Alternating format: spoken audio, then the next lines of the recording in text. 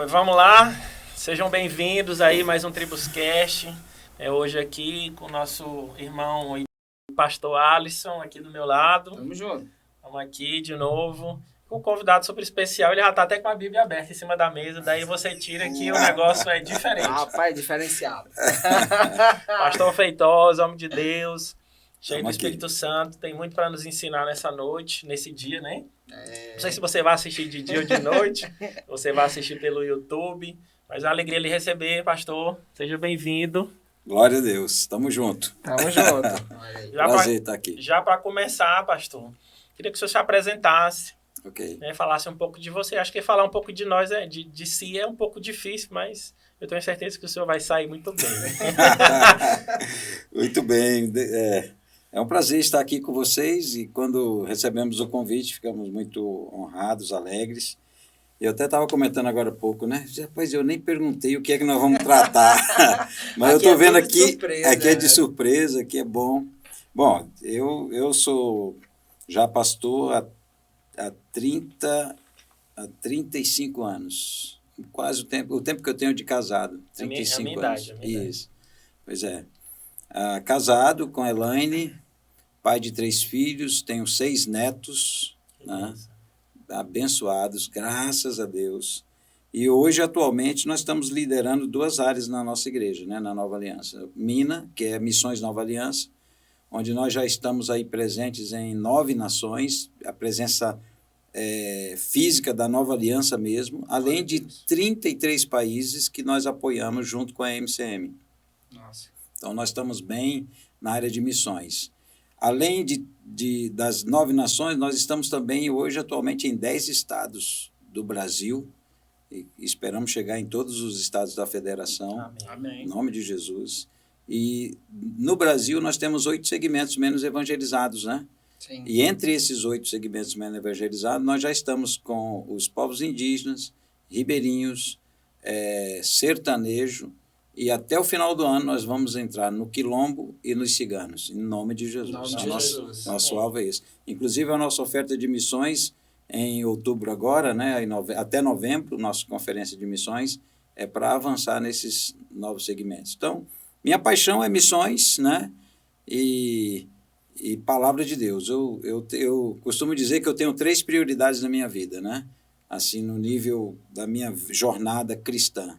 É examinar as Escrituras e ensiná-la, o desafio dos confins da terra e a expectativa da volta de Jesus Cristo. Essas 3 são as minhas prioridades. É verdade, glória a Deus por isso. Pastor, você falou que já tem 35 anos aí na caminhada como pastor, né, no ministério. Mas como é que foi o início da vida cristã? Quando foi? Como é que foi esse processo de iniciar na vida cristã, de fato, não no ministério? Sim, ok. Eu me lembro da minha conversão, né? Eu tinha 8 anos, meu pai era pastor, e naquele dia ele pregou sobre a consciência de pecado. Com 8 anos eu fui impactado com aquilo, fiquei com medo de ir para o inferno. É aquele famoso, vem pelo amor. Exato. Mas eu fiquei impressionado depois, que uma criança de 8 anos, ela não se preocupa muito com isso, né? Mas naquele dia veio uma convicção no meu coração. E eu não filho de pastor, ir na igreja todo domingo, todo culto, né? Toda atividade da igreja eu estava lá. Mas depois do culto, eu fiquei tão impactado que eu comecei a chorar e eu só consegui chegar perto do meu pai depois do culto, quando tudo terminou. Então foi ali que eu aceitei Jesus, depois do culto, chorando com meu pastor, meu pai, meu pastor. Meu pastor. E ali eu fiz minha entrega a Jesus. Eu morava na época, eu estava saindo daqui de Teresina, ao meu estado, e indo para Manaus. Meu pai era missionário e nós estávamos sendo enviados para Manaus. Então foi impactante, né? Eu me lembro até hoje daquele momento. Foi com 8 anos. E é importante, né? A pessoa lembrar. É um marco. É verdade. A geração de hoje não lembra nem que almoçou ontem, né? É verdade. Misericórdia. Pastor, como é que o senhor veio parar a Imperatriz? Conta um pouquinho dessa história aí. O senhor falou que... Pronto. Pai, foi interessante isso, Fernando, porque quando eu vi a Imperatriz a primeira vez, eu já tinha passado aqui na cidade viajando, né? Morando em Teresina, às vezes eu ia a Goiânia, Brasília. Era de outro ministério? Era batista, né? Da Convenção Batista Brasileira. Mas em 2008 eu vim aqui por causa da primeira IFOL, né? Primeira IFOL. Sim. E eu vim trazendo um pastor que precisava muito de estar sendo ministrado na IFOL. Eu achava que era ele quem precisava, mas na verdade quem precisava era eu. Então foi uma isca. Tanto que quando eu entrei na chácara da Vitória, naquela época, né? Eu fui conhecendo a estrutura da Nova Aliança, não conhecia ninguém da Nova Aliança. Eu fui porque um pastor nosso, amigo, nos indicou a IFOL, e eu achava que esse homem precisava, né? Olha, Deus usou isso para me trazer. Mas quando eu entrei na chácara da Vitória, rapaz, um pavor tomou conta do meu coração. Então eu senti, eu senti tanto medo, e eu acho que era um medo por causa do pecado. Eu disse para minha esposa, não, vamos embora, não vou ficar aqui não. Vamos embora. Ela disse, não, vamos não. Ela já chegou com problemas de saúde, a minha esposa, né? Ela sempre teve um problema muito sério de coluna. Mas ali foi o meu primeiro contato com a Nova Aliança, em 2008. E é interessante que naquela IFOL, foi assim, ela me acabou, na verdade, né? Eu voltei para o pó. A vontade de entrar naquele mato e sumir era muito. Quase todo dia eu queria entrar naquele mato e sumir. Todo mundo que faz IFOL tem essa vontade, né? Mas eu fiquei... Eu não conseguia me relacionar com as pessoas. O pecado foi tão fortemente tratado na minha vida naquela época que, só para você ter uma ideia, eu emagreci 13 quilos na IFOL. 13 quilos. E o interessante, eu vou falar que eu já fiz IFOL, é que na IFOL a maioria das pessoas ganha quilos. Peso, exatamente. É muito tempo sentado, comendo, a comida é muito, é farta. É incrível, pois né? Eu emagreci 13 quilos naquela IFOL. E eu não conseguia... Foi tão impactante aquela questão do pecado na minha vida, daquela consciência do pecado, que eu não conseguia sentar junto com as pessoas. Eu ficava sentado fora, porque na minha cabeça... Pensei que eu não me acho digno de sentar com esse povo aí e tal. Foi muito forte. Uma coisa que eu nunca vi aconteceu na minha vida naqueles dias. E eu me lembro, uma experiência interessante, Hernando, foi que eu fui... No final de semana a gente fica livre, né? Uhum. Tinha um pastor aqui que era amigo nosso, Batista, e eu fui ficar na casa dele. E no final de semana, que dava aquela folga. Sim. E quando eu cheguei na casa dele, sentamos, não queria conversar com ninguém, um peso, uma angústia muito grande. Eu tentava ler a Bíblia e não conseguia. Muita coisa aconteceu naqueles dias na IFOL. E aí acabou a luz, a energia acabou. Né? Foi tão interessante que eu disse, a culpa é minha, porque faltou... Tudo que acontecia de errado... Quem é o pé frio? O perfil do... Tá se sentindo o Jonas. Foi, exatamente. Ele tem que sair fora, senão o barco afunda. Foi muito bom. Então, foi ali que eu conheci a Nova Aliança. A partir dali, com tudo que aconteceu, eu comecei a me relacionar com a Nova Aliança. E um ano depois, o pastor Nonato passou a ser minha cobertura. Eu saí da Convenção Batista Brasileira e, naquela época, nós fundamos um ministério, que era Odre Novo. Né? E foi assim o nosso conhecimento com a Nova Aliança. Muito bom, legal, né? E pastor, nessa jornada aí, como pastor, né, de ministério, como é que foi lá no início, lá no ano 1, lá? Hoje a gente está no 35, né? Sim. Mas como é que foi lá no ano 1? Como é que foi esses desafios, né? E eu acredito que, pelo que eu peguei bem, conciliou também com a questão do casamento, né? Então, como foi uma nova etapa bem diferente, né? Foi, verdade. Eu me casei e logo, antes de completar um ano, eu fui para o seminário. Eu já era evangelista na minha igreja, já exercia o ministério. Como eu aceitei Jesus com 8 anos, eu me desviei, passei um tempo fora, e aos 17, 18 anos eu voltei e me reconciliei com o Senhor. E a chamada para o ministério sempre foi muito forte comigo.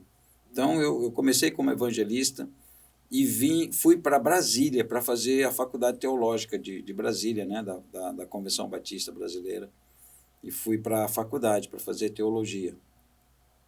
E ali, mesmo sendo aluno, eu comecei a me envolver com a obra, né? Então, comecei logo a ser um obreiro de uma congregação.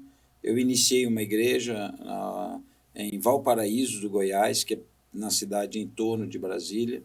Então, Então, o meu primeiro ano foi como seminarista mesmo, né? Evangelista, seguido como seminarista, e comecei. E eu tive alguns discipuladores, né? Meu pai foi um discipulador, o pastor Edward Mann foi um americano, missionário americano também, que me discipulou muito na área de evangelismo, na área de plantação de igreja. E nós plantamos uma igreja ali, em Valparaíso, do Goiás, né? Então, foi assim que nós começamos no ministério, e pouco tempo depois, pastoreando, a igreja já se formou, cresceu, se tornou uma igreja de referência. Legal. Aí, depois fomos ordenados, a pastor, eu já cuidava da igreja, a igreja cresceu, plantamos, a igreja cresceu, e aí eu fui ordenado a pastor nessa igreja em 92, se eu não me engano, 92. porque eu fui ordenado mesmo, né? Mas já vinha conduzindo o ministério como obreiro. Muito bom, entendi. Aproveitar aqui o meio aqui da pergunta para agradecer os nossos patrocinadores, né? A Nova Luz, que nos patrocina aqui o nosso Tribus Cash, e a El Shaddai, a nossa igreja, a Nova Aliança El Shaddai. Isso aqui é um programa, o Major Estética Automotiva também, que nos ajuda a moldar. O Fernando aí, seus móveis planejados, você pode encomendar com ele, tá? Que Deus abençoe cada um aí por nos ajudar. Amém. Pastor, o senhor estava falando aí, né? A gente lhe conhece, o senhor tem essa paixão por missões. De onde é que vem essa paixão por missões? Sou filho de pastor, por exemplo, eu não sabia desse detalhe. Mas de onde é que vem essa paixão por missões? Porque quando eu estava na faculdade de teologia, houve um avivamento na África, um avivamento muito grande. Até hoje a África ela tem uma população de cristãos que cresce com muita facilidade. E um avivamento muito forte. E um pastor foi no nosso seminário falar sobre o desafio da África. E o desafio da África naquela época não é diferente de hoje. Não era para evangelizar, mas para discipular, formar líderes, principalmente formar líderes. Então, ali naquele dia eu disse, eu vou para a África para formar líderes na África. E ali começou a nascer essa paixão por missões. Foi nesse desafio desse pastor, não me lembro o nome dele, não me lembro qual era o ministério dele, mas eu me lembro muito que ele falou sobre isso, sobre esse desafio com a formação de liderança.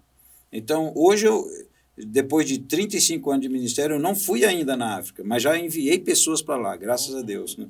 Através da Nova Aliança, como coordenador de missões, como nós enviamos já missionários, treinamos e mandamos para a África. Mas a nossa paixão começou ali, entendeu? E aí eu comecei a me envolver com missões e a ver uma realidade muito profunda. Hoje, a realidade do mundo não está muito alterada daquela época.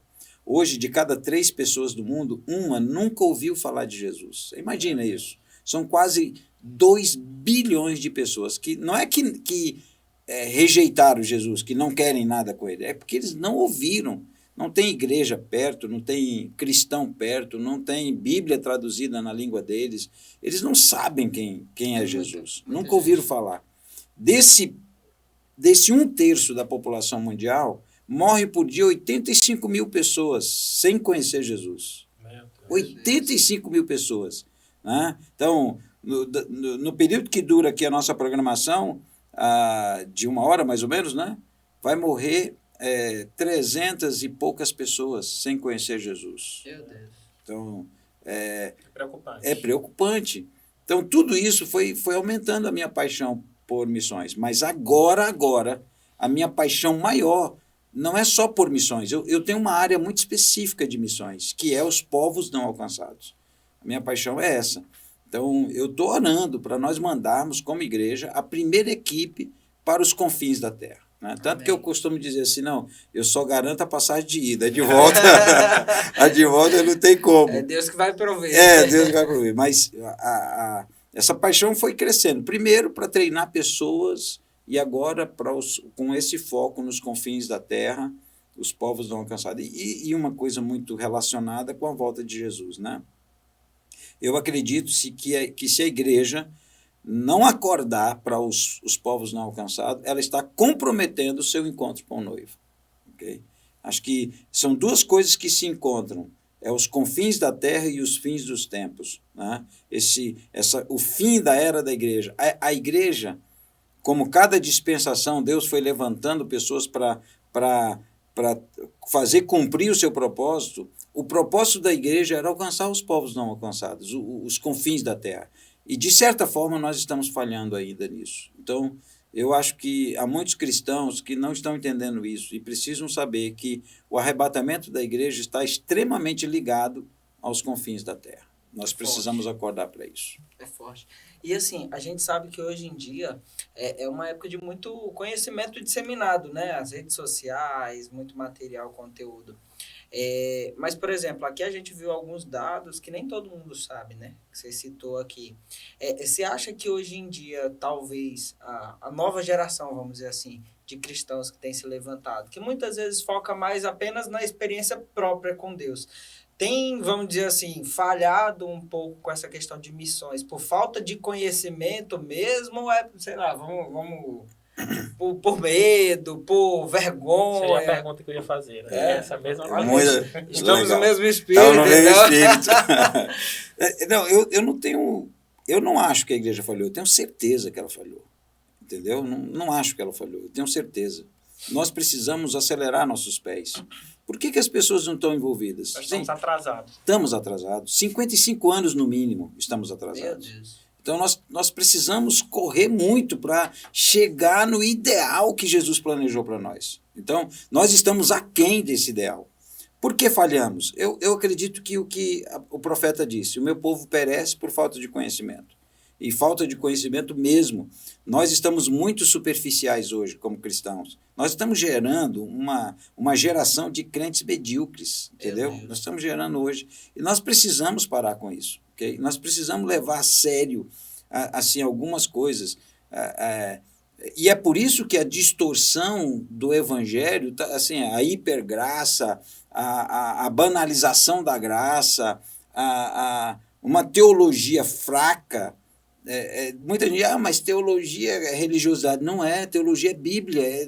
Se você não conhece a Bíblia, se você não conhece quem é Deus... É entender a Bíblia, entender a Bíblia, né? Então, lógico que há conceitos da teologia que são realmente religiosos, mas religião não é problema, o problema é religiosidade.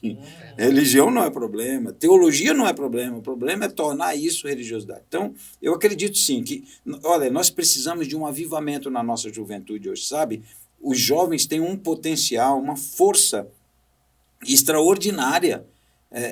Por quê? Porque a adaptação hoje é muito mais rápida do que era antes, entendeu? Por causa da internet, por causa do acesso que nós temos. Só que aí, quando nós entramos na pandemia, por exemplo, eu fiquei pensando assim, puxa, como é que nós vamos sair dessa pandemia? Né? Eu fiz um propósito meu, eu não quero sair mais gordo dessa pandemia, eu quero sair mais forte. Né? Muita gente, eu disse, não, vamos ter tanto tempo para ler a Bíblia, nós vamos ter tanto tempo para conhecer mais de Deus, que nós vamos sair dessa pandemia mais forte. Mas não foi isso que aconteceu. As pessoas engordaram, criaram gordura espiritual e física.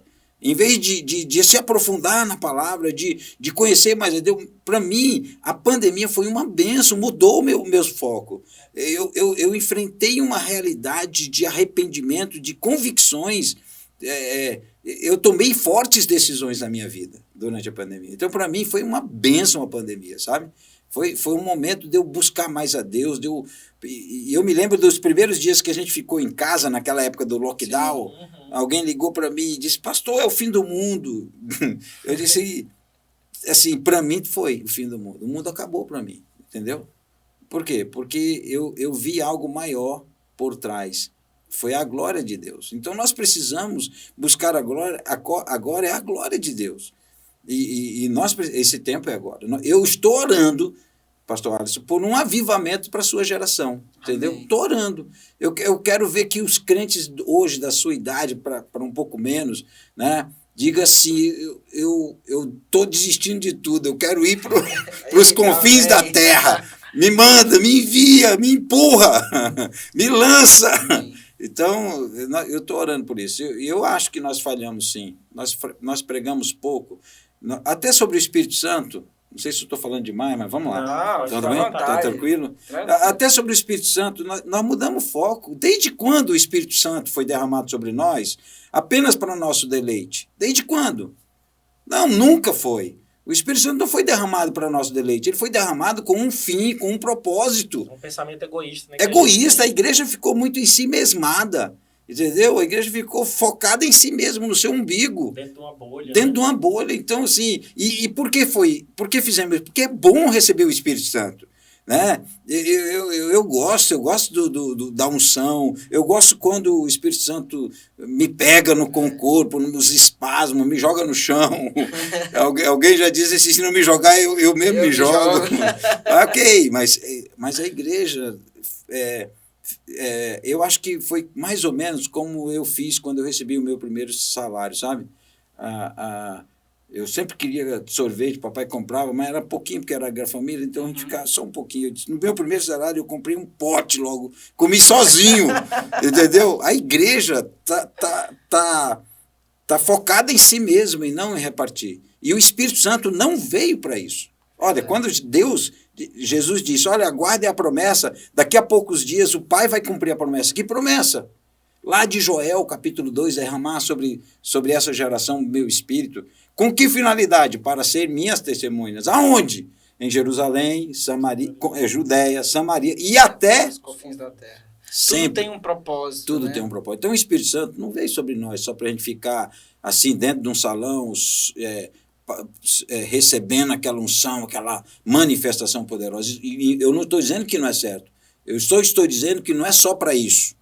Vocês estão entendendo? Não é o fim, né? Não é o fim. Então por que virou o fim? Porque todo domingo a pessoa volta de novo querendo aquela unção. Por quê? Porque ela não consegue manter aquilo. Não consegue manter porque não está cumprindo o propósito para qual foi derramado. É apenas uma profecia, uma palavra. Exato. Quantas palavras, quantas profecias, quanto batismo, quantas línguas, quanto cair, quanta dança. E com que finalidade? Assim, nós precisamos ser criteriosos assim, com o que o Espírito Santo está nos dando. Ele está nos dando uma unção muito poderosa. Isso aí não está acontecendo à toa nos nossos cultos. Verdade. Então, para quê? Só para a gente ficar aqui se deleitando e sair e dizer, estou todo arrepiado, o culto foi muito bom. Na verdade, a gente devia sair chorando, dizer, meu Deus, o Espírito está fazendo isso conosco e nós não estamos fazendo nada.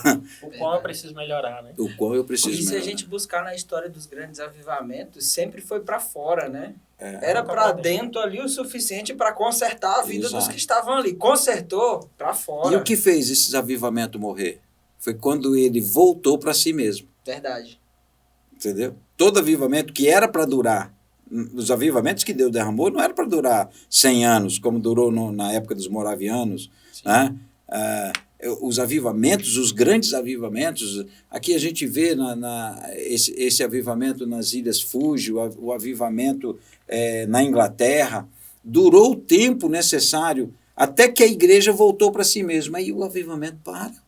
Quando a igreja volta para si mesma, a tendência do avivamento é parar.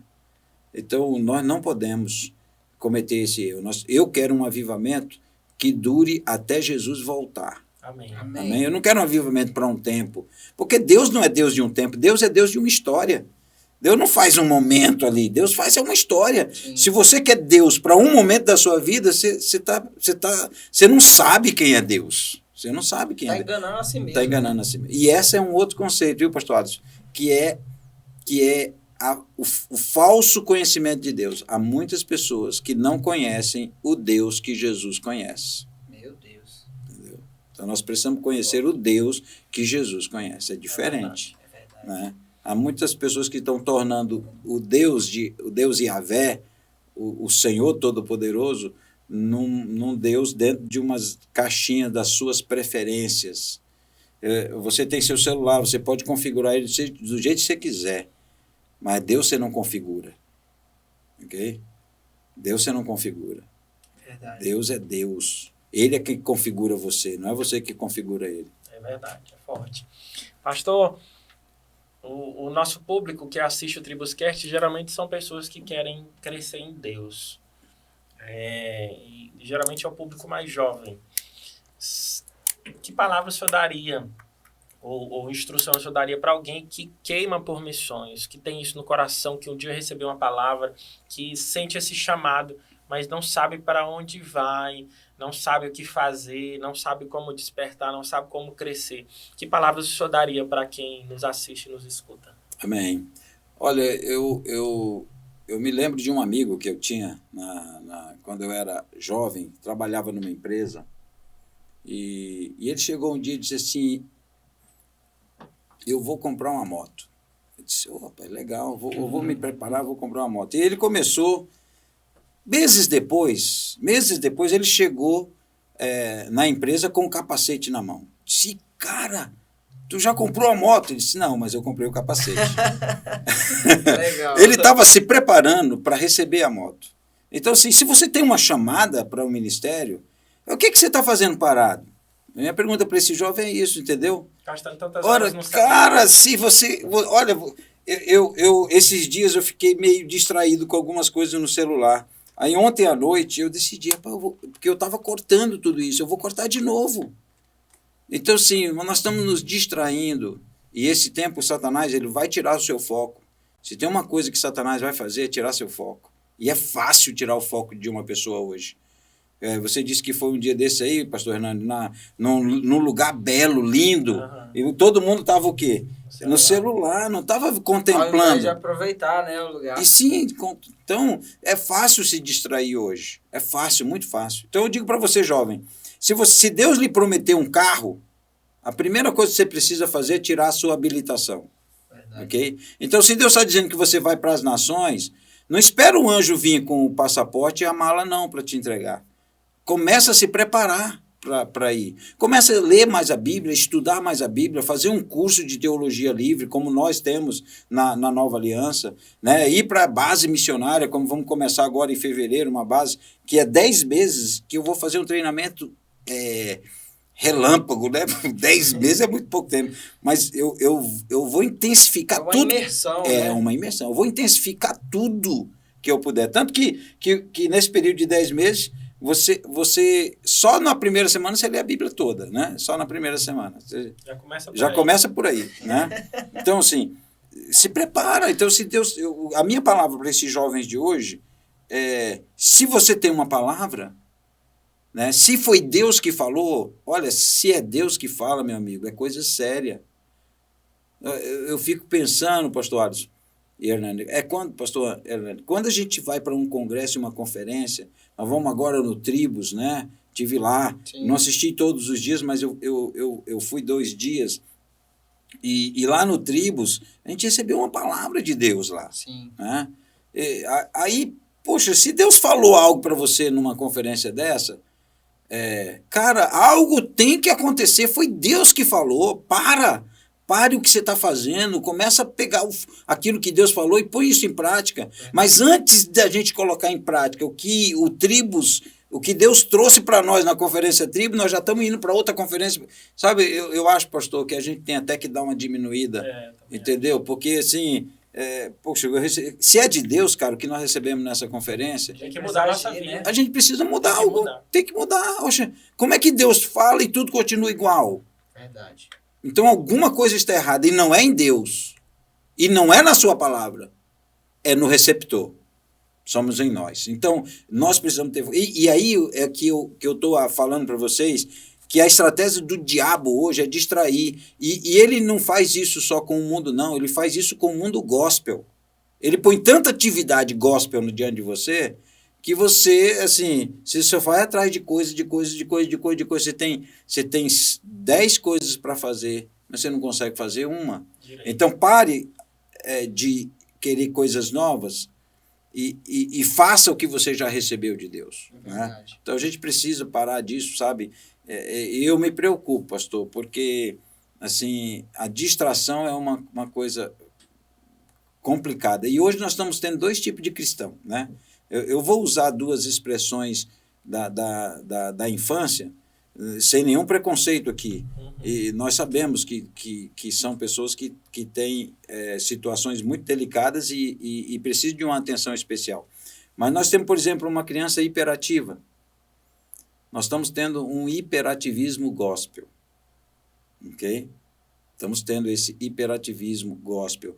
E aí, tanta coisa, tanto ir atrás de tanta unção. É ali, é lá, acolá, é acolá. Nós não estamos... Pastor, o que muda? Eu falei uma coisa naquele culto lá que eu fui na El Shaddai, quando eu falei sobre o Tribos, que o que eu estava pedindo a Deus é que no Tribos do ano que vem não precisa ser tratado de maturidade. É verdade. Precisa ser tratado de outra coisa, Amém. Não de maturidade mais. Poxa, a gente já tem que estar maduro, cara. 3 anos de convertido, Sim. 3 anos caminhando na Bíblia, 3 anos caminhando com Deus e ainda não se tornou maduro, você é medíocre, entendeu? É verdade. Então, assim, E eu lembro até da história que a Bíblia fala, ela fala que não tem como colocar vinho novo em odres velhos. Mas da mesma forma, não tem como colocar vinho novo em odre cheio. Porque não vai caber, né? Então, muitas vezes a gente está tentando encher, mas nunca esvazia, nunca derrama sobre a vida dos outros. Exato. Acaba que engana nós mesmos, enganando, né? Que estamos nos enchendo. E é interessante isso que você falou, até domingo agora eu também falei isso na igreja, que se cada culto, depois de uma palavra do culto de domingo, por exemplo, a gente escolhesse uma coisa para fazer, no final do ano, olha o quanto a gente teria melhorado na nossa caminhada com Deus, né? Verdade. E como é importante isso, até aproveitando a pergunta que o Bruno tinha feito, de uma pessoa, né? Um jovem que quer um chamado. O quanto é difícil hoje em dia você ver o jovem, o adulto, traçando a sua rota espiritual, né? E procurando um mentor, vamos dizer assim. Sim. Qual seria a importância, por exemplo, desse jovem entender o papel de um mentor na vida dele? Seja alguém lá da escola, lá preparatória, seja um líder, um discipulador, que às vezes ele tá tão afoito que ele acha que ele vai fazer tudo sozinho. Qual a importância do mentor na vida dessa pessoa que recebeu um chamado de Deus? Verdade. Só pontuando, a primeira coisa que você precisa fazer, se tem um chamado, é ler mais a Bíblia, conhecer mais o Deus da Bíblia, entrar num curso de inglês, se preparando com línguas, e fazer um curso de teologia livre ou um curso de teologia, né? Isso é importante também, né? Embora o preparo da questão da santidade envolve também, mas esses são preparos que você precisa dedicar tempo para aprender, para conhecer. São fundamentais. Então, assim, qual a importância do mentor na nossa vida? Né? Eu tomei 3 decisões, pastor Alisson, nessa pandemia. Eu decidi que eu ia tornar conhecimento bíblico em prática. Foi a primeira decisão. Eu queria aumentar o meu nível de obediência em relação à palavra. Porque eu sou mestre da Bíblia, eu conheço muito sobre a Bíblia, né? E eu sei que eu faço muito pouco daquilo que eu conheço. Então, eu queria aumentar o meu nível. Eu não quero sair do 0 e ir para o 100, mas eu quero aumentar 1%, 2%, gradativamente. Porque o meu desejo não é crescer de uma vez, porque eu sei que quem cresce muito rápido também cai muito rápido, mas um crescimento contínuo, pequeno, mas contínuo. Então, a segunda decisão que eu tomei, que tem a ver com essa questão, eu decidi que eu não vou andar só, eu vou ter amigos. Amigos que sejam espirituais, amigo que me confronte, amigo que fale a verdade para mim. Com os meus amigos, que eu chamo meu grupo é o grupo Fratello, que em italiano é irmãos, eles têm liberdade de me confrontar, de falar, ei, Feitosa, eu acho que você está errado nisso, Feitosa, eu ouvi falar que você está fazendo isso. Então, eu dei autorização para eles, verbal e escrita lá no nosso grupo. Está lá. Vocês têm autoridade de falar. Então, nós precisamos. Por quê? Porque força de vontade, pastor, todos nós temos. Quem é que não quer melhorar? Força de vontade eu tenho. Mas por que eu não melhoro? Porque a maioria de nós não foi treinado para vencer. Foi treinado para se conformar. A maioria de nós. Então, nós precisamos, primeiro, ser treinados para vencer. Isso é muito importante. E isso não acontece só. Você precisa de mentores, você precisa de alguém que seja mais espiritual do que você. Quando eu fui fazer minha lista de amigos, eu fiquei pensando, eu não quero alguém que seja assim... eu quero pessoas que tenham um nível de espiritualidade maior que a minha, pelo menos eu penso que tem. Porque assim, eu preciso de pessoas que vão me ajudar a crescer.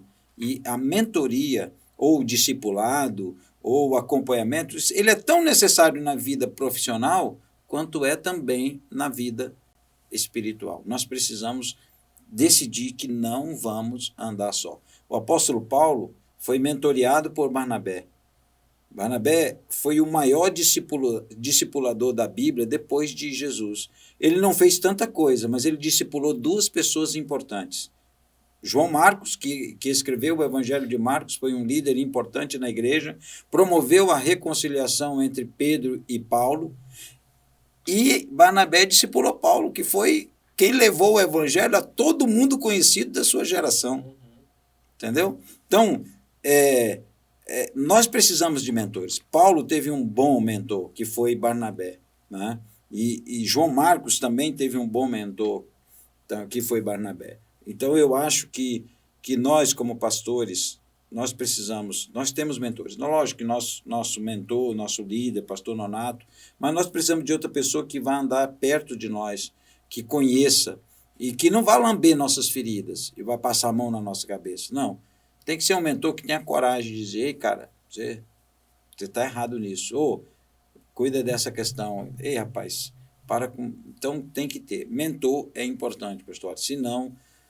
Alguém que te fala a verdade, aquilo que você precisa ouvir. Que fale a verdade, que você precisa ouvir, mas que fale em amor, lógico. Sim. Não precisa de alguém que vá te criticar julgar, o tempo todo. Condenar, né? Não.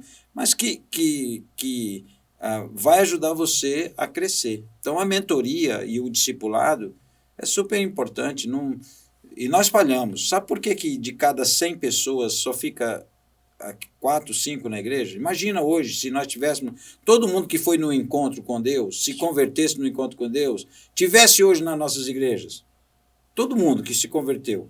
Né? Só nesse período que a El Shaddai faz o encontro lá. Se todo mundo que se converteu naquele encontro estivesse na igreja, não ia caber. Não ia caber. O que está faltando? Eu acho que é discipulado. Discipulado. Firma raízes, né? Firma. Então, por quê? Porque o discipulado ele não está preocupado só com a quantidade, ele está preocupado com a qualidade. E nós precisamos hoje nos preocupar com qualidade também. Não estou sendo aqui racional, não. Eu estou sendo aqui bíblico. A Bíblia que ensina isso. Escolhe homens que sejam idôneos e capazes para levar isso a outros. Então, o apóstolo Paulo ele era criterioso para quem podia discipular. Jesus não escolheu 12 da noite por dia. Ele levou 1 ano e meio para escolher aqueles homens, para decidir quais eram. Lógico que ele já sabia de tudo, mas ele mostrou com isso que nós precisamos ter um processo de seleção para escolher bem e para investir bem. Os que vão discipular. Principalmente os que vão discipular. Eu acho que tem muitos que estão discipulando hoje que, assim, o cara não é submisso, não é dizimista, não leu a Bíblia toda. Cara, eu acho... teste, né? Não, eu acho que esses caras aí já nem deviam estar liderando célula, entendeu? Talvez a gente diga, mas aí vai acabar as células. Mas também vai acabar os crentes medíocres. É verdade. Eita, vai crescer, vai. Agora, eu sei que talvez seja muito duro isso para a gente, né? E eu não estou falando de discípulo, não estou falando de pessoa que vai para a igreja, eu estou falando de um líder, ok? Estou falando de um líder. Cara que quer liderar uma célula e não tem compromisso com a Bíblia, o que ele vai ensinar? O que ele vai dizer para o seu liderado? Ele vai dizer o que ele acha e não o que a Bíblia pensa. Olha, eu tenho coisas que eu falo para uma pessoa, o que a Bíblia está dizendo, mas na minha mente eu digo, rapaz, eu devia falar, era isso. Por quê? Porque eu acho que esse caminho é mais fácil, eu acho que isso aqui é mais... Mas não é, é a Bíblia. É o que a Bíblia diz, não é o que eu acho, é o que a Bíblia diz. Né? Então, a gente precisa crescer nisso, ok? O senhor até comentou aí um pouco sobre a palavra, né, que o senhor levou esses dias lá na El Shaddai, e eu lhe confesso que toda vez que eu converso com o senhor, eu fico assim, meu Deus, eu leio a Bíblia todo dia, eu pelo menos tento ler todo dia, orar todo dia, mas quando eu converso com o senhor, eu vejo assim, meu Deus, o quanto eu preciso ler mais a Bíblia, o quanto eu preciso mais... Não é o único, não. O quanto eu preciso mais aprofundar, e por isso que é importante você ter referências, né? Você estava falando sobre esses mentores. Mas voltando até naquele assunto que o senhor falou sobre que nós estamos atrasados, né? Nós estamos atrasados naquilo que era para nós já ter alcançado. O senhor acha que... Só até falar um pouco, mas o senhor acha que tem muito a ver com a nossa geração que lê... Acho que a nossa geração é a que menos lê Bíblia na história da igreja. Essa é uma visão que eu tenho. Se eu estiver errado, me corrija. Não, com certeza. Como eu disse para você, a distração é o Deus desse século. A distração. Você abre seu celular, você estava falando agora, né, dos vídeos, tem que ser rápido, 12 segundos, sei lá, 30 segundos, 60 segundos, 2 minutos no máximo. Então, ninguém, assim, o Deus desse século, né, tem cegado o entendimento para que não vejam a glória de Cristo. É o que o apóstolo Paulo fala lá em 2 Coríntios. Olha, se naquela época o Deus desse século já estava cegando o entendimento, agora então, com essas distrações, então, assim, eu acredito que falta, sim, com certeza, um pouco mais de concentrar na palavra de Deus. Não estou dizendo que a pessoa precisa ler 10 capítulos por dia, né? Mas se ela ler um versículo por dia e meditar nele, é melhor do que ler 3 capítulos e não meditar. Verdade. Entendeu? Então, assim, eu tiro versículos, capítulos, eu tiro versículos para meditar o ano todo, né?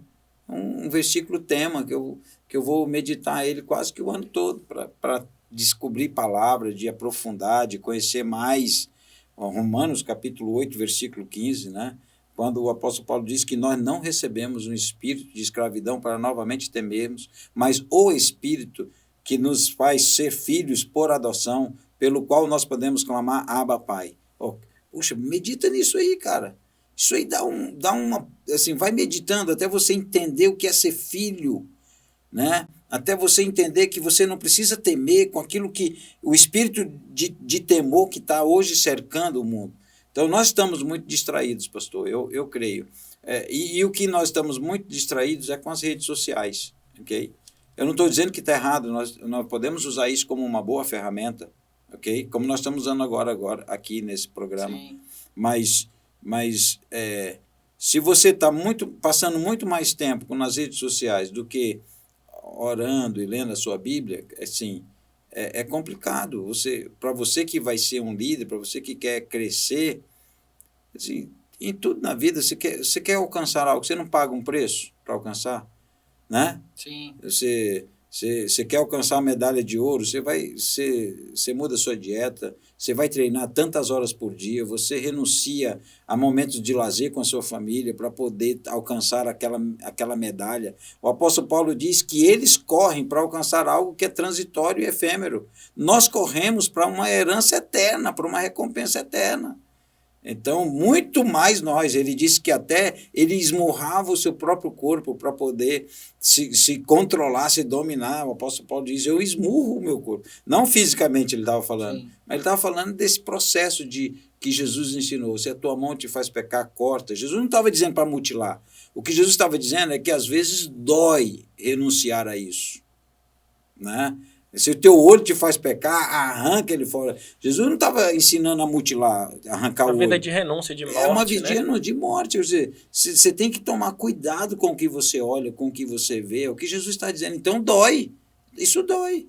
Porque a distração é o Deus desse século também. Então nós precisamos, sim, estar focados, pastor. E essa juventude, nós estamos assim com as águas no tornozelo, entendeu? E entrar no profundo, às vezes você está aqui no raso, quer ir para o profundo, mas tem medo de ir, porque lá não dá pé. Vou lhe dizer uma coisa, não dá pé. Você não sabe o que vai acontecer com você se você for para o sobrenatural. Você não sabe. Deus pode fazer um ribolismo na sua vida, pode mudar tudo, muda os teus valores, manda entregar tudo que você tem, como fez com Jó, perdeu tudo, né? Só para mostrar, né, que nós temos um poder sobrenatural. Então, assim, tem muita gente que está no raso com medo de ir para o profundo. Quer ir, mas tem medo de ir. Então, assim, e o que é que o raso faz, gente? O raso é confortável, porque você não corre risco. Seguro, né? Seguro. Sair do barco não é fácil. Pedro saiu, né? Eu acho tremendo, porque é interessante, algumas pessoas... Eu entendo que Pedro não afundou logo que saiu do barco, ele andou muito, antes de afundar. Senão ele ia se pegar no canto do barco, né? Mas quando Jesus pega Pedro e levanta ele, as ondas ainda estavam lá. A tempestade só se acalmou, preste bem atenção lá no texto, quando Jesus entra no barco. Então, ele veio andando sobre águas tempestuosas.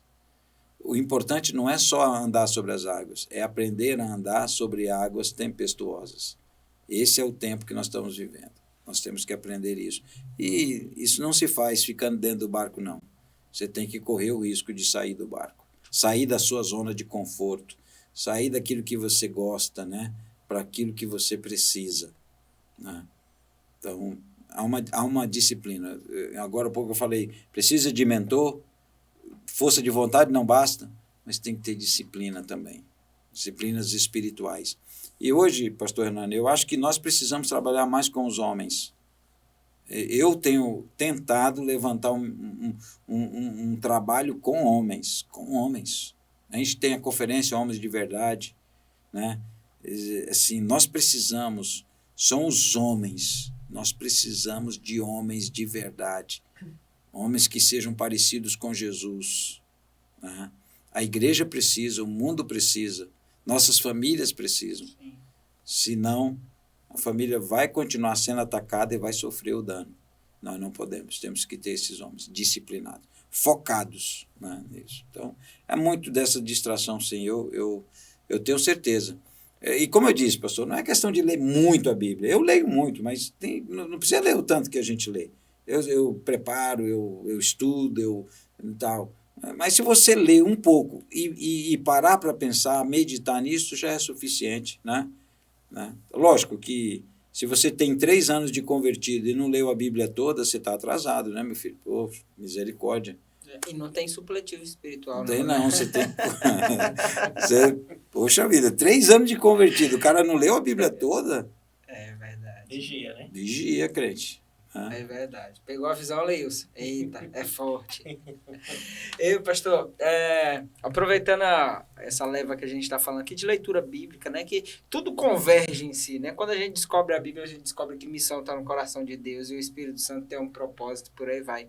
Hoje, se tiver uma pessoa assistindo a gente e ele tem dificuldade de ter um hábito de devocional, que dicas, vamos dizer assim, simples e diretas você daria para ele começar a desenvolver esse hábito? Ok. Em primeiro lugar, pensar assim. Você não pode sair do 0 e ir para 10 de uma vez. Verdade. Não faça isso, você não vai conseguir. É como se pegasse uma escada e quisesse pular lá para o degrau 10. Exato. Né? É melhor ir 1 degrau por vez do que você pular 3 degraus de uma vez só. É mais fácil para você cair, né? Se você for tentar pular vários degraus de uma vez só. Então, o que eu recomendo? Vamos supor, poxa, eu não estou lendo a Bíblia de jeito nenhum. Então, ponha para ler 3 vezes por semana. Comece com alvos que seja de tão fácil que é, impossível de não fazer. Tem que começar com alvos que sejam de tão fácil que seja, você vai dizer assim, não, é impossível não fazer isso. Eu vou começar lendo 10 versículos por dia, 3 vezes por semana. Então, começa e vai crescendo à medida que você vai avançando. Se você quer começar de uma vez, você não vai conseguir. Então, vá e celebre pequenas vitórias, sabe? Quando você terminar 3 semanas lendo 3 vezes por semana a Bíblia, né? Chama os amigos, compra uma pizza, paga para eles. Cara, eu quero celebrar porque já estou 3 semanas lendo a Bíblia. Eita, chama os caras e celebra. E outra coisa, diga a pessoas, como eu falei que eu tenho amigos, olha, se eu quero ler mais a Bíblia, então eu vou falar para o Hernani, cara, eu estou com dificuldade de ler a Bíblia, eu quero que você me ajude, me cobre, entendeu? Fale para as pessoas. Por isso que em todo lugar que eu vou, eu falo dessas 3 decisões. Por quê? Está todo mundo sabendo que eu tenho essas decisões. Então, todo mundo diz, ei, pastor, e aí? Tá fazendo? O pastor está diferente de todo mundo. Hoje em dia as pessoas fogem do cobrador na porta. Não, eu estou atraindo todo mundo em cobrador. Por quê? Porque todo mundo sabe. Então, assim, eu vou atrás de amigo. Cara, eu estou querendo ler a Bíblia.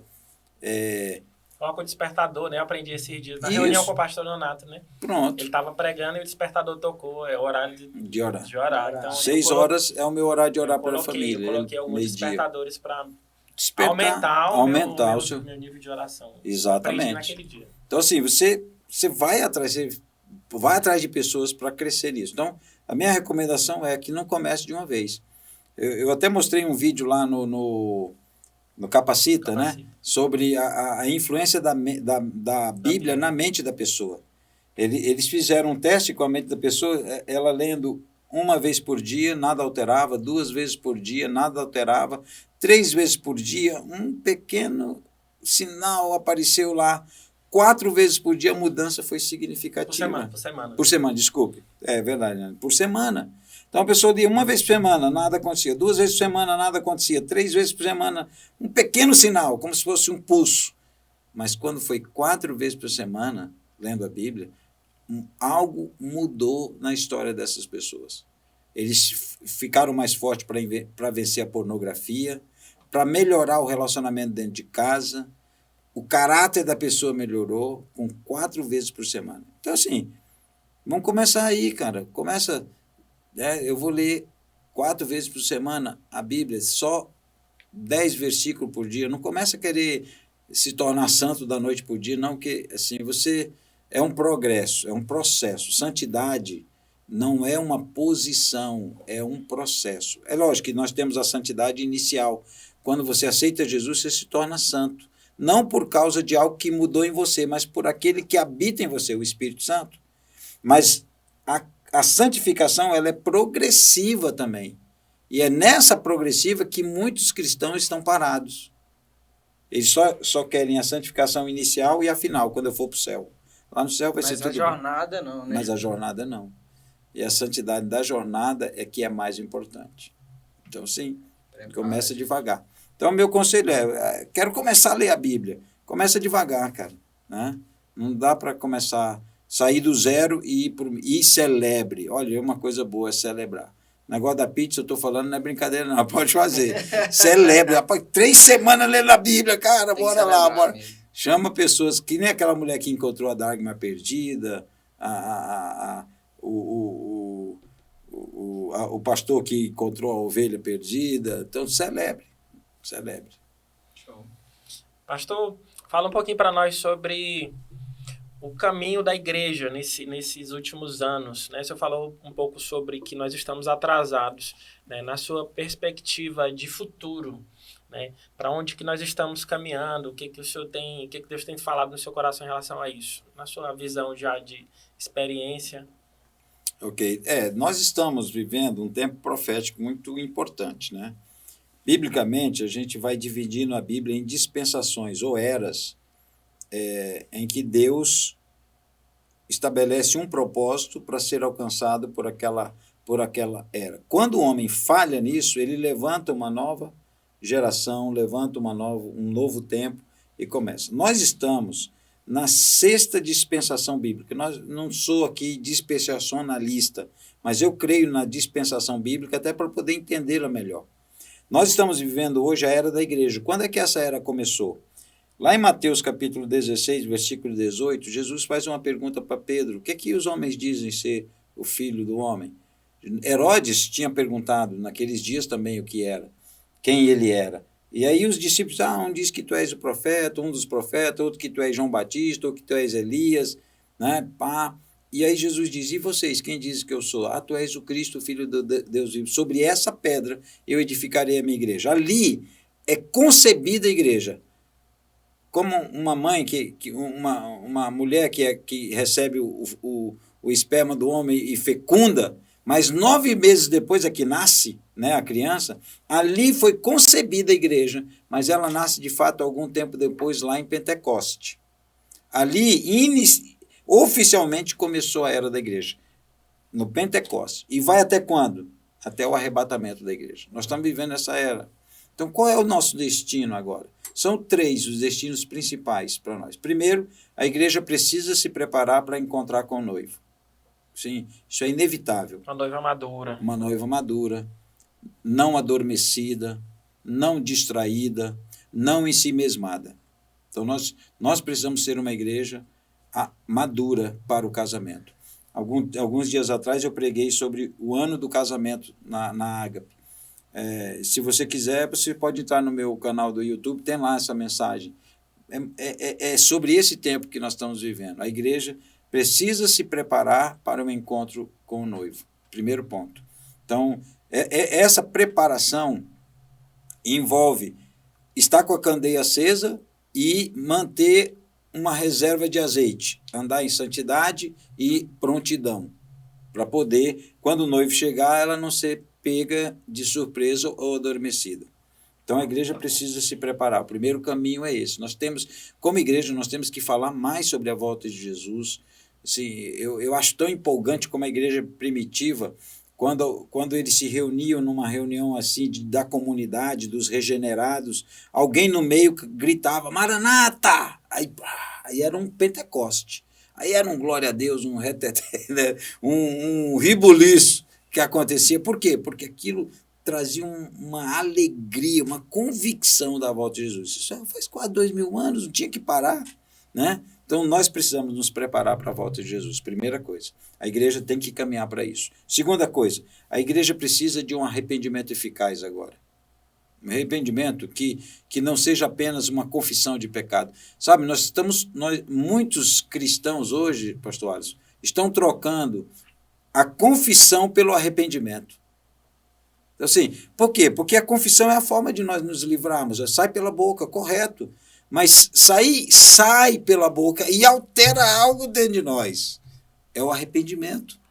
Então, se eu confesso, eu não preciso do arrependimento? Preciso. Falar. Não é só falar.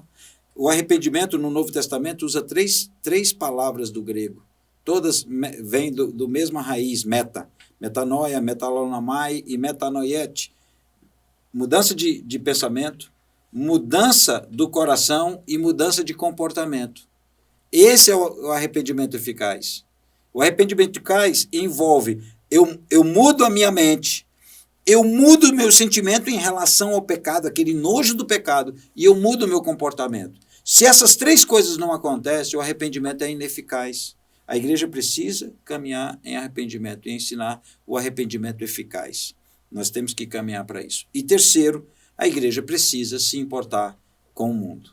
Ela é resposta para o mundo. Quando lá em Mateus capítulo 28, 19 e 20, portanto, ide, fazei discípulos de todas as nações, batizando em nome do Pai, do Filho e do Espírito Santo, e ensinando a guardar todas as coisas que vos tenho ordenado, e eis que estou convosco até a consumação do mundo. Mateus 28, 19 e 20, na versão revista, corrigida e fiel. Então, ali, há duas respostas que a igreja precisa dar. Primeiro, uma resposta para o mundo, fazer discípulos de todas as nações. Segundo, uma resposta para a comunidade de regenerados, ensinando-os a guardar todas as coisas que vos tenho ordenado. Então, a igreja, ela precisa estar focada nos confins da terra. Então, a igreja tem que caminhar para os confins da terra. Como eu disse agora há pouco, essa volta de Jesus, dois fins se encontram. Convergem, né? Convergem. Os confins da terra e os fins dos tempos. Então, a igreja precisa caminhar para os confins da terra. Ou ela... E como nós não vamos poder ir a todos os lugares, porque há lugares que, para mim entrar hoje como missionário, eu levaria 30, 20 anos para poder entrar, me adaptar na cultura, conhecer bem a língua, traduzir a Bíblia uma tradução da Bíblia vai de 30 a 40 anos para traduzir uma Bíblia para uma língua não conhecida. Então, assim, nós não temos tempo para isso. Jesus volta. Eu creio que Jesus volta antes disso. Então, a gente vai acionar o Evangelho eterno através da oração, da intercessão. Pede-me e eu te darei as nações por herança, lá em Salmo capítulo 2, versículo 8. Ali a questão não é ir, a questão é interceder. Em Salmo 2, 8, a questão não é ir, é interceder. Em Salmo 67, 2, a questão é ir. Então, você vê como a Bíblia é equilibrada. Ela diz, você precisa interceder, mas você precisa ir. Como lá em Mateus capítulo 25, tem a parábola das 10 virgens, você precisa se preparar, porque Jesus está voltando, mas tem as parábolas do talento, continua negociando até que ele volte. Então, sempre tem o ponto de equilíbrio.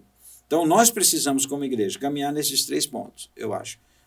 Se preparar para o nosso encontro com o noivo, santidade, estar pronta, caminhar em arrependimento. Nós precisamos pregar mais arrependimento hoje, mais. Não é só uma questão de confessar pecado, mas de levar a pessoa ao arrependimento mesmo, que muda mente, coração e comportamento. Ficou superficial, né? Ficou basicamente pedir desculpa. Só isso, ficou superficial. Não, se eu confessou, tá tudo bem. Não, o que vai mudar aí? Sabe, quando eu fui tratado, eu fiquei 3 anos sem pregar. 3 anos sem pregar. Um cara que pregava todo domingo. Eita. Moço, foi duro. Pensa. Me lembro como foi meu tratamento.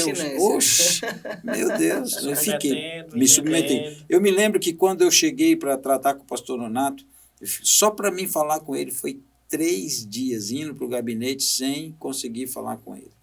Ele disse, não, meu filho, hoje não deu tempo, volta amanhã. Não, hoje não deu tempo, volta amanhã. Não, hoje não deu tempo. Deus me tratando, usando meu pastor para me tratar. Eu quero ver se você realmente quer. Entendeu?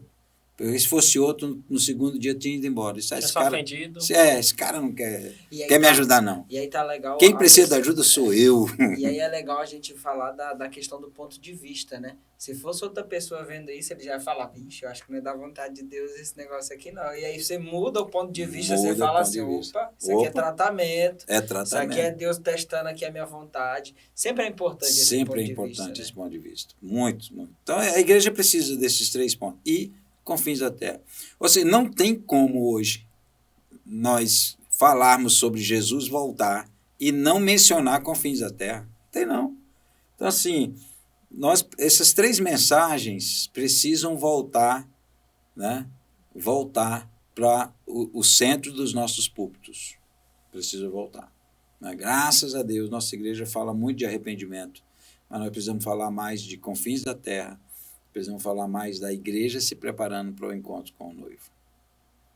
Maranata. Maranata. Ora vem, Senhor Jesus. Glória a Deus. A gente já falou de muita coisa, mas eu queria fazer uma pergunta aqui em especial, né? A gente tem muita gente jovem, né? Que acompanha a gente e outros novos convertidos também. Nós sabemos que você, nos chamados, você é um mestre nato, né? Como é que foi aí na sua vida quando você descobriu? Não, eu tenho um chamado para mestre. Porque tem muita gente que hoje nos acompanha e a gente falou de muita coisa aqui que leva para a gente entender sobre propósito, né? Propósito de vida. Como é que quem está assistindo a gente consegue descobrir assim, poxa, como é que eu descubro para que eu nasci? Eu sou mestre, eu sou pastor, eu sou profeta, eu sou o quê? É verdade. Para descobrir esse propósito. Olha, é interessante porque a minha jornada começou como pastor. Eu era pastor. E eu acho que eu passei pelos 5 ministérios, sabe? Eu fui pastor por muito tempo e depois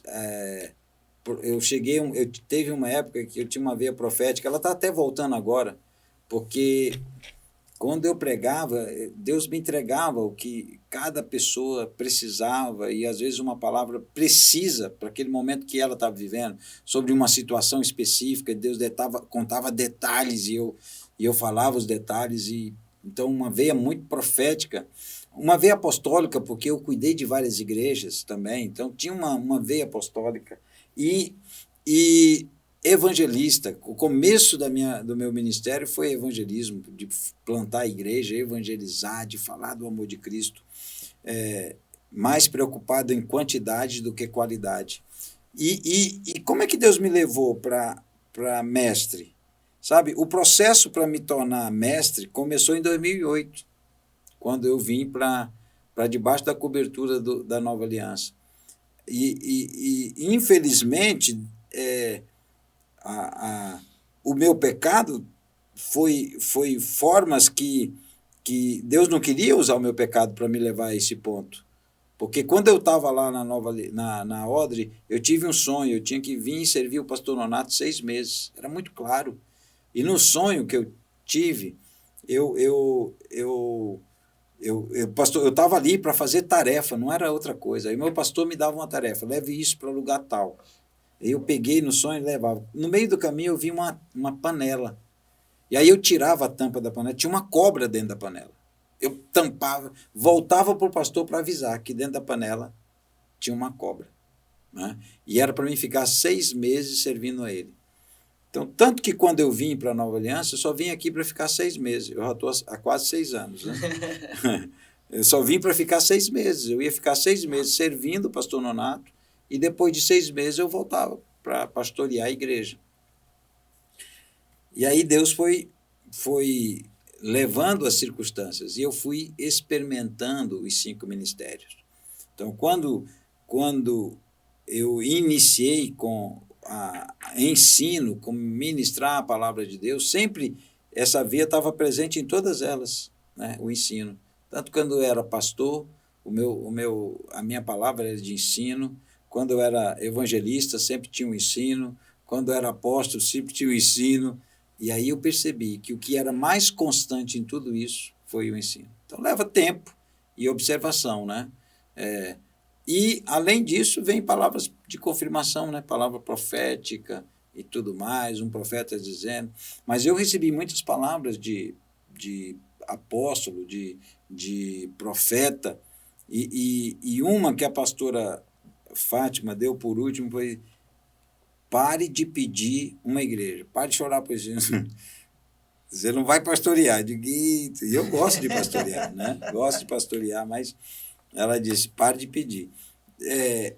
Isso para aquele tempo, né? Não sei se isso continua, mas naquele tempo que ela me falou, foi isso. Então, assim, e aí, quando eu me encontrei como mestre, que aí, dentro das circunstâncias, as coisas foi conduzindo, e eu tenho uma coisa muito forte comigo, Alisson.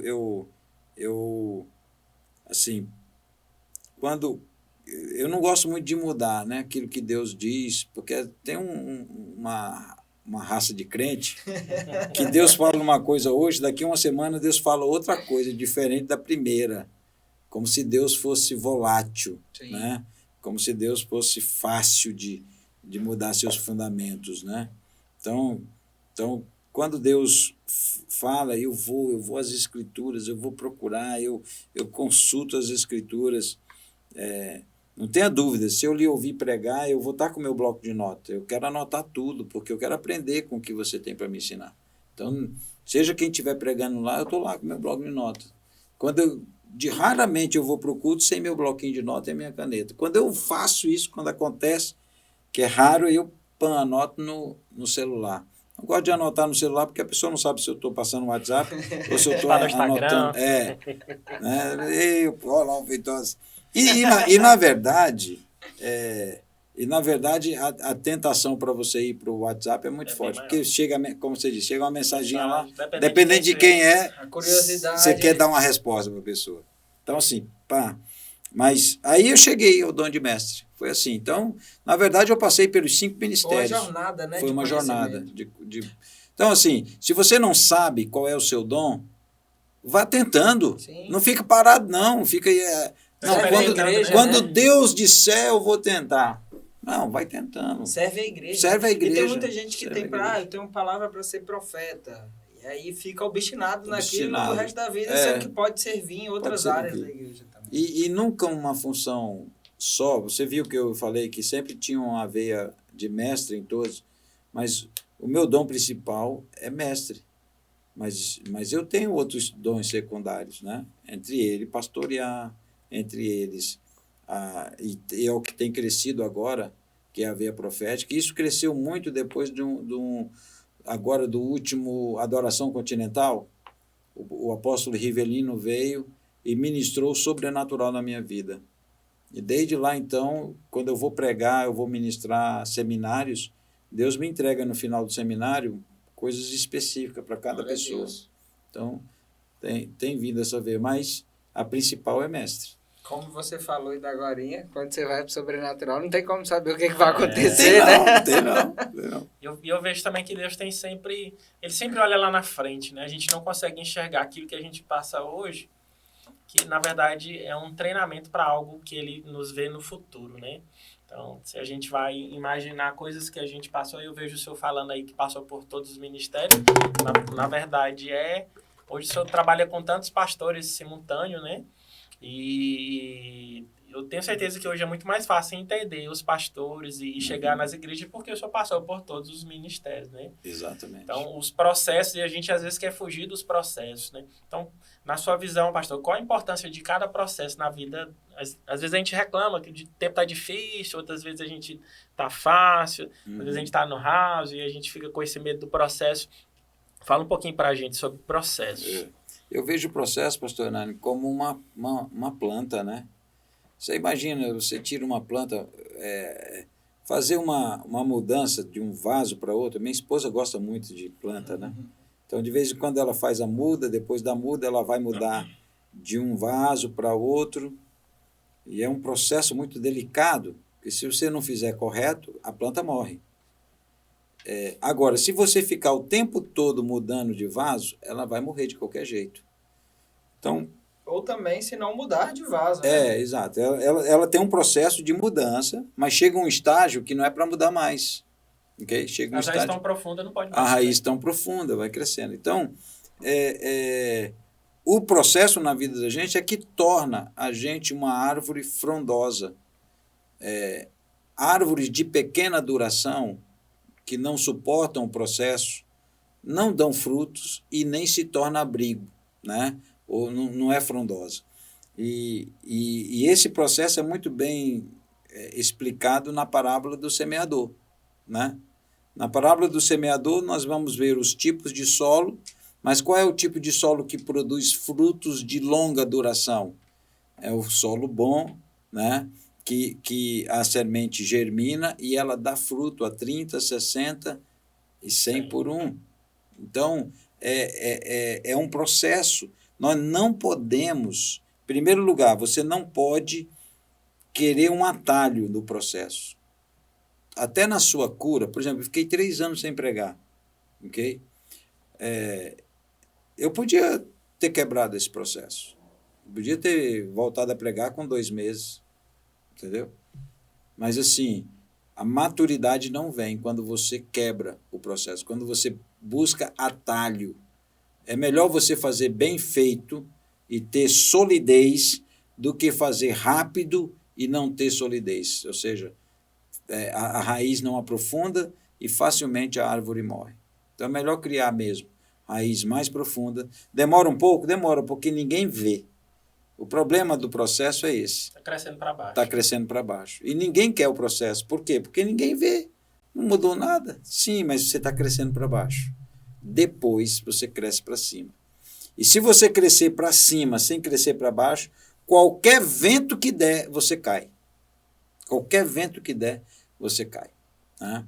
Então, essa é a diferença entre um carvalho e uma trepadeira. Né? No primeiro vento que der, a trepadeira vai embora. Agora o carvalho permanece. Então, por quê? Porque tem raiz. Então, espere crescer para baixo, né? Onde, na sua intimidade com Deus. O pastor Nonato tem uma frase, né? O que todo mundo vê é resultado do que ninguém vê. Então, deixa crescer as raízes para baixo. Encare o processo até o fim. Você vai ter 2 coisas. Você vai ter mais autoridade, porque ninguém vai poder dizer, você pulou os estágios. Ninguém vai poder dizer para você isso. Né? Se alguém vem para mim e diz, o senhor não cumpriu. Não, eu cumpri. Né? Isso não tem nenhum sentimento de culpa quando alguém joga para mim, porque dia desse alguém diz, o senhor... Eu digo, não, meu filho, não aceito não. Eu fiz o processo, entendeu? Você tem mais autoridade, você tem mais solidez naquilo que você faz, né? E você abençoa mais as outras pessoas. Sem falar, então, o processo é importantíssimo. Sem falar na frustração de, lá na frente, não ter cumprido o processo. Né? Você não cumpre o processo, não consegue atingir o seu potencial e você fica assim, poxa, pensei que eu tinha tomado uma decisão boa, mas na verdade foi cavalo de Troia. É um cavalo de Troia. Na minha ordenação ao pastor, na época eu era batista, né? Tem um concílio, né? O concílio de pastores. Eu fui para o concílio. Aí um dos pastores disse assim, fez uma sugestão. Para cada pergunta que nós fizermos, o candidato precisa dar 4 textos bíblicos para provar a sua resposta. Eita! Ninguém, não era comum fazer isso. Não era comum. Aí um argumentou e disse, não, mas espera aí, é muita coisa e tal. Se ele der uma, já tá bom. Não, aí caiu para 3. Em vez de 4, ficou 3. Tudo bem. Daí eu não tinha pressa, mas cada pergunta que era feita no concílio, eu tinha que dar 3 textos bíblicos. Então, ele fazia pergunta, eu pegava aqui a Bíblia, achava um, marcava, achava o outro, marcava. Aí começava a dar minha resposta. Como diz aqui, como diz aqui, como diz aqui. Então, assim, quando terminou o processo do meu concílio, assim, e eu fui aprovado, fui aceito, depois disso, a autoridade que eu tive diante dos pastores do concílio foi muito grande, entendeu? Então, assim, eu podia argumentar que isso era injusto, porque não pediram isso de nenhum outro candidato, porque ia pedir de mim. Mas não, eu aceitei o desafio, né? Fui aprovado, graças a Deus e pelo aquilo que Deus foi me entregando. Mas o que é que eu quero dizer para você? Não questione os processos que os homens vão lhe dar. Se você depender de Deus, não há nenhum processo que você não saia vencedor. Você só precisa depender de Deus. Busque Ele e Ele vai lhe ajudar nessa caminhada. Não tenha nem dúvida. Amém? Amém? Glória a Deus. Processo importante. A gente está caminhando aqui já para encerrar, né? E que hora bem investida nossa, hein, Bruno? Que conversa fantástica essa que a gente teve aqui. Fantástico. Mas a gente tem um hábito aqui no Tribuscast, que é pedir para o nosso convidado, ao final, compartilhar aquilo que Deus mais tem falado no seu coração nesses últimos dias, seja um texto bíblico, um pensamento, alguma coisa. E após compartilhar, fazer uma oração, abençoando quem vai estar nos ouvindo aí, e também o Tribuscast, né? Então, a gente queria pedir isso para você aí, né? Antes da gente encerrar, de fato, aqui, nosso bate-papo de hoje. Aleluia, aleluia. Eita, tanta coisa que eu quero compartilhar, né? Eu acho que a gente tem que marcar as outras edições. É muita coisa. Essa semana Deus me levou a vários textos, mas há um texto que tem me acompanhado e assim, como eu disse para vocês, eu tenho 3 prioridades, né? Examinar as Escrituras, o desafio dos confins da terra e a volta de Jesus, a expectativa da volta de Jesus. Então, tudo que me der oportunidade de falar, um desses 3 temas vai aparecer. Não tem como eu falar de outra coisa a não ser desses 3 temas. Costumo até dizer para o pastor Nonato, se o senhor pedir para mim dar um aviso, eu vou falar que Jesus está voltando. Não perde a oportunidade. Não perco. Eu digo, pastor, vou ter que falar. Eu dou um jeito de falar. Então, assim, o texto que eu quero é o texto que Deus me falou em 2019, no final de 2019 ele falou, e ele foi confirmando isso lá durante o lockdown. Foi as primeiras coisas que Deus me falou. E é baseado nessa parábola das 10 virgens. Quando eu comecei a meditar na parábola das 10 virgens, o Espírito Santo ele configurou uma frase no meu coração, e é essa frase que eu tenho repetido, e eu quero deixar aqui para você que é nosso ouvinte. A frase que o Espírito Santo me deu naquele dia foi como se ele dissesse assim: Feitosa, acenda a candeia, encha a vasilha, o noivo se aproxima. Essa frase trouxe 3 realidades muito fortes para o meu coração. Lá em Mateus capítulo 25, você vai encontrar a parábola das 10 virgens. E no versículo 6, há uma situação que ativa esse momento. As noivas chegaram ao seu local de espera, todas elas eram virgens, todas elas estavam com as suas candeias, só que havia uma diferença entre as que eram sábias e as que eram imprudentes, as prudentes e as nécias. As 5 prudentes tinham reserva de azeite. Então, a questão da sabedoria está na reserva, não só em ter a candeia, mas a questão da sabedoria está em ter reserva de azeite. E isso foi muito forte para mim, mas o versículo 6 dá o start.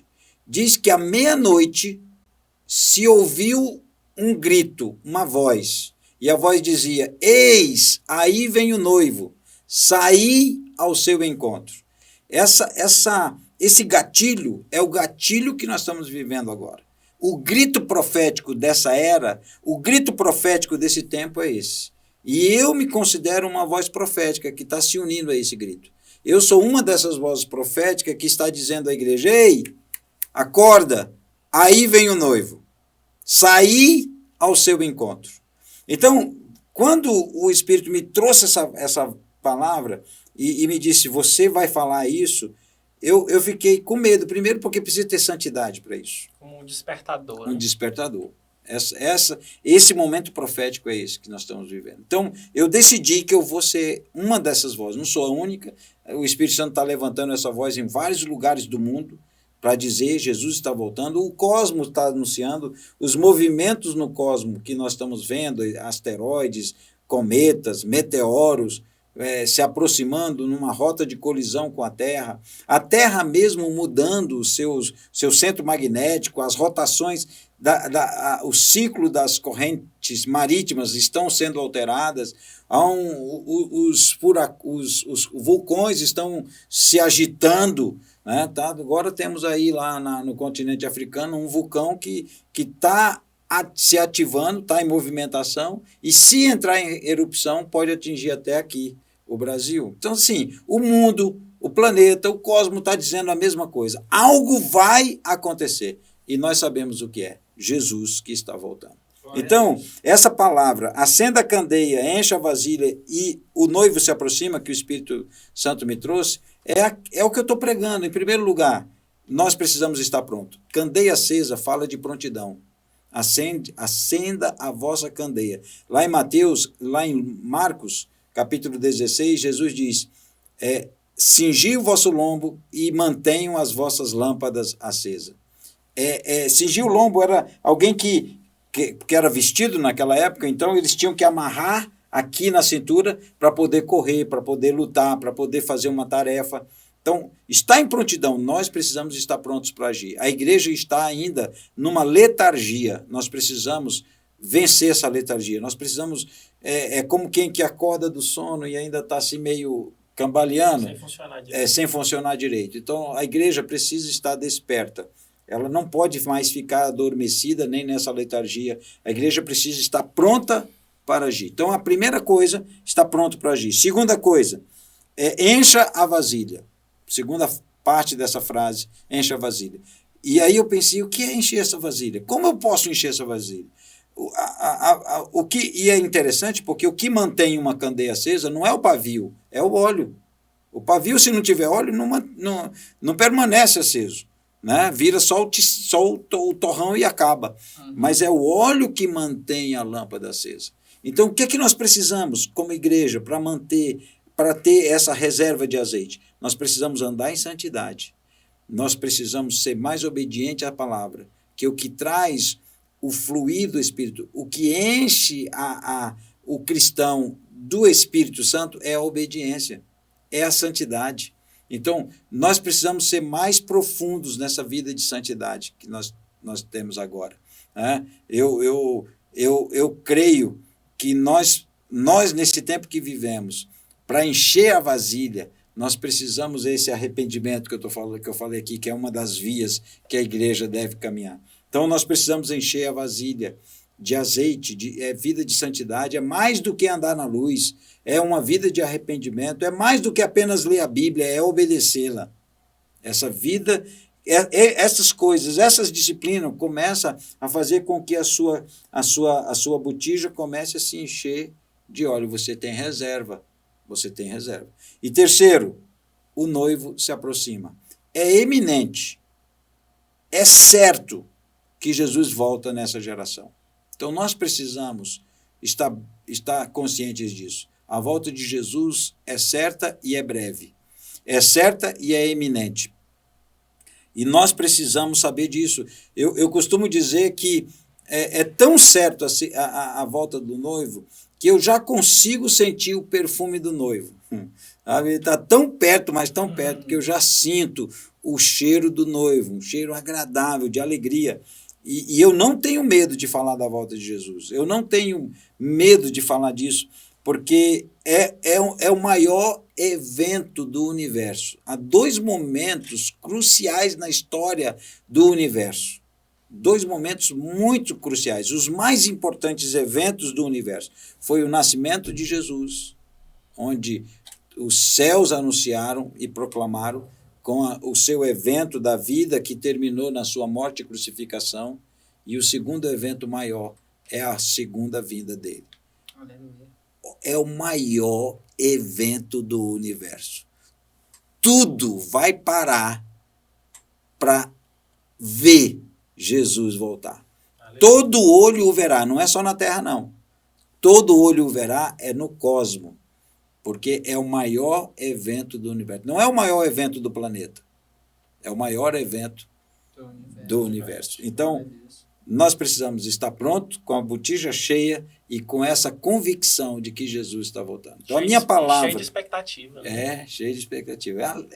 Isso alegra, move a gente, porque saber... Imagina, eu me lembro quando eu era pequeno, papai viajava, estava certo que ele ia chegar naquele dia, a alegria que era, alguém batia na porta, todo mundo, nós saímos correndo, os filhos, é papai, às vezes era o carteiro, às vezes era outra pessoa, mas aquela expectativa, alguém está chegando, sabe? É alegria demais. E é essa expectativa que a igreja tem que viver nesses dias.